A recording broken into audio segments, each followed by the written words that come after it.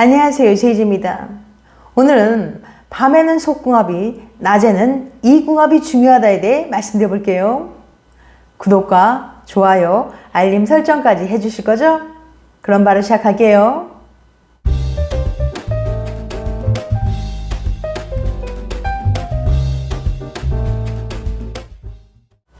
커플 사이 가장 중요한 게 무엇일까요? 밤에는 속궁합이, 낮에는 이궁합이 좋아야 오래도록 연인관계를 유지할 수 있다고 하는데요. 이 궁합은 과연 무엇일까요? 그건 바로 싸움 궁합이랍니다. 사랑하는 사람과 늘 사이좋게 지내는 건 아닙니다. 가끔은 의견 충돌이 일어나기도 하고 때론 다시는 안 볼 것처럼 싸우기도 하죠. 매번 똑같은 레퍼토리로 반복되는 지긋지긋한 싸움. 아무리 꿀 떨어지는 연인 사이여도 이런 싸움이 몇 번 반복되면 더는 못하겠다라는 생각이 들기도 하죠. 싸우고 화해하고 또 싸우고 화해하고, 그렇게 사랑한다면서 지겹도록 싸우는 이유는 대체 뭘까요? 관계 심리학자 차칠리 박사는 그 이유를 이렇게 설명합니다. 그건 바로 두 사람의 싸움 유형이 맞지 않기 때문입니다. 싸움 유형이란 싸울 때 드러나는 나의 태도를 뜻해요. 총 4가지 유형으로 나뉘는데, 싸울 때 애인을 어떻게 대하는지와 자기 속마음을 얼마나 솔직하게 표현하는지에 따라 결정됩니다. 물론 유형이라고 해서 태어날 때부터 타고난 건 아니에요. 살면서 어떤 유형의 애인을 만나는지, 서로 얼마나 노력하는지에 따라 싸움 유형은 계속 달라집니다. 아주 고분고분하고 착하던 사람도 불같이 화내는 애인을 만나면 그 성격을 닮아가게 되는 것처럼 말이죠. 어떤 유형끼리 만나느냐에 따라 싸움의 횟수부터 화해 방법까지 달라지기 때문에 행복한 연애를 꿈꾸는 분들에게는 애착 유형만큼이나 중요하답니다. 여러분들은 어떤 유형인지 한번 살펴보세요. 커플들의 싸움 유형 4가지. 첫 번째, 지배형. 난 지고는 못 살아. 지는 걸 죽기보다 싫어하고 늘 상대보다 우위에 있고 싶어하는 타입입니다. 자기 주장이 무척 강해서 늘 싸움에서 이기려고 하죠. 그건 좀 고쳐봐. 거봐, 내 말이 맞지? 이런 식으로 말이죠. 다소 위험한 유형입니다. 감정적으로 행동하는 경우가 많아서 크게 흥분하거나 못된 말을 하기도 해요. 이 사람들의 또 다른 특징은 싸우다 보면 쉽게 감정이 격해진다는 점입니다. 갈등 상황을 리드하려고 하며 자신의 주장을 펼치고 주도권을 잡으려는 게 이 유형의 대표적인 특징입니다. 두 번째, 회피형. 난 별로 얘기하기 싫어. 지배형처럼 적극적으로 자신의 의견을 어필하는 사람이 있는가 하면 싸울수록 입을 꾹 다무는 사람도 있는데요. 바로 갈등이 생기는 걸 두려워하는 회피형이랍니다. 내 불만도 얘기하지 않고 애인의 불만도 들어주지 않는 타입이죠. 헤어질지 모른다는 두려움이 많은 편이라 싸움을 피하려고만 합니다. 가능하면 싸움 없이 연애하길 원해서 불만이 생겨도 속에 담아두는 일이 많아요. 그래서 남들이 보기엔 쟤들은 되게 안 싸운다고 생각하지만 애인 입장에서 보면 무척 답답할 수 있습니다. 마찰이 생기는 걸 두려워하는 마음, 꾹 참느라 생기는 스트레스, 그리고 여러 가지 걱정이 많은 게 회피형의 특징입니다. 세 번째, 포기형. 알았어. 네 말이 맞아. 회피형과 비슷하지만 조금은 다른 포기형은 애인과 길게 싸우기 싫어 금방 양보하고 물러나는 타입입니다. 갈등이 생기는데 심한 스트레스 받는 건 동일하지만 싸움을 두려워하기보다는 불필요한 감정 소비라고 생각해요. 그래서 불만이 있어도 풀린 척하고 상대방의 의견에 쉽게 따라주죠. 앞에서는 네 말이 맞다고 해주지만 속에 다 담아두고 있어요. 뒤끝이 긴 편이죠. 계속 스트레스를 받다가 혼자 지쳐 나가 떨어지기도 합니다.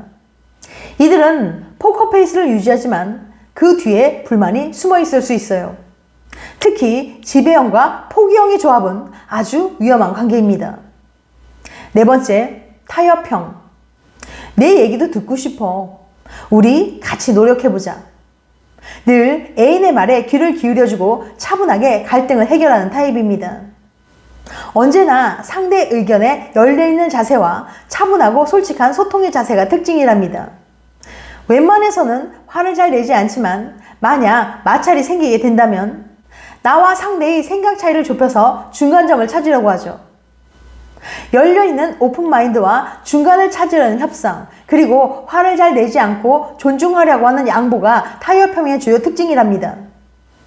자기 자신에게도 애인에게도 매우 좋은 유형이죠. 특히 타협형과 타협형의 만남은 최고의 조합입니다. 커플들의 싸움 유형을 살펴봤는데요. 여러분, 그리고 애인의 싸움 유형은 어디에 속하시나요? 아까도 말씀드렸듯이 어떤 유형끼리 만났는지에 따라서 아주 위험한 관계가 되기도 하고 최고의 커플이 될 수도 있어요. 이렇게 나와 애인의 싸움 유형을 확인해보고 비교 분석해보는 것을 싸움 궁합이라고 부릅니다. 싸움 궁합을 확인하면 나의 문제는 또 애인의 문제는 무엇인지 객관적으로 알 수 있게 돼요. 우리 커플의 모습을 제3자의 시선으로 돌아보게 되니 지긋지긋한 싸움의 원인을 파악해 한 단계 발전한 관계로 넘어갈 수 있어요. 이렇게 싸우는 커플은 결국 헤어진다? 이어서 관계 심리학의 대부 가트맨 박사님이 다양한 사랑 싸움의 유형들을 체계적으로 분석하고 정리한 내용을 소개해 드릴게요. 가트맨 박사님은 수많은 커플의 싸움을 관찰해 그 유형을 크게 4가지로 나눴습니다. 첫 번째, 일단 침착해형. 이 유형의 커플들은 싸우더라도 큰 소리를 내거나 심하게 흥분하지 않습니다. 서로의 의견이나 생각이 다를 수 있음을 늘 인정하기 때문이죠. 그래서 작은 일엔 잘 싸우지 않아요. 심각한 일로 다투게 되더라도 막무가내로 감정을 쏟아내지 않습니다. 천천히 이야기를 나누며 서로 타협하고 이견을 조율해요.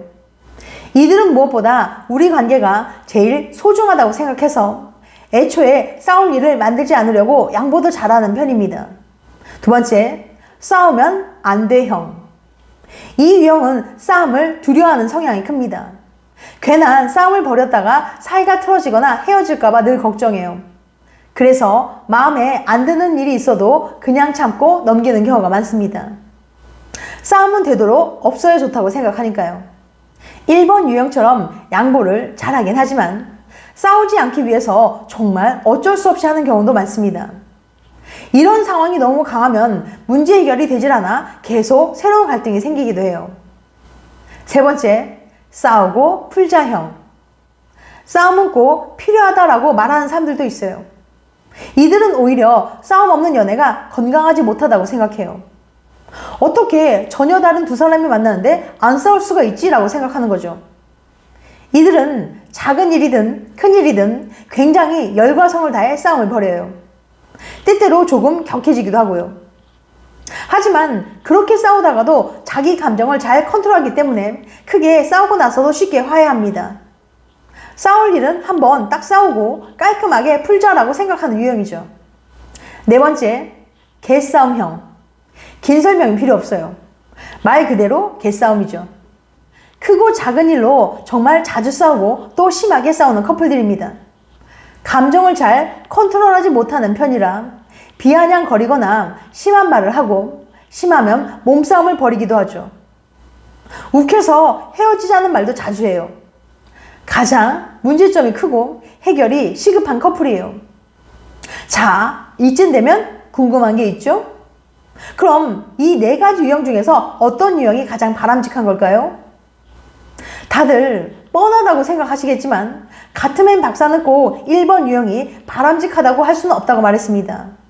무조건 차분하고 침착하게 이야기를 하는 1번 유형의 대화법을 기본으로 하되 상황에 따라 넘어갈 일은 넘어가고 또 끝장 토론할 일은 하는 2번, 3번의 방법을 적당히 빌려와 사용할 줄 아는 것이 가장 현명한 싸움법이라고 해요. 늘 서로의 입장을 이해하지만 때로는 감정을 표출할 줄 알고 조금 너그러워질 줄도 아는 것이 좋다는 거죠. 좀 더 안정적인 연애를 원한다면 당신과 애인의 싸움 유형을 파악하고 발전된 관계로 나아갈 수 있길 바랍니다. 지금까지 밤에는 속궁합이, 낮에는 이궁합이 정말 중요하다에 대해 말씀드렸어요. 다시 한번 요약해드리면 밤에는 속궁합이, 낮에는 싸움궁합이 정말 중요한데요. 커플들의 싸움 유형 4가지 알려드릴게요. 첫 번째, 지배형, 두 번째, 회피형, 세 번째, 포기형, 네 번째, 타협형입니다. 다음엔 더 재밌고 유익한 영상으로 찾아뵐게요. 끝까지 시청해줘서 감사합니다. 다음에 또 봬요. 안녕.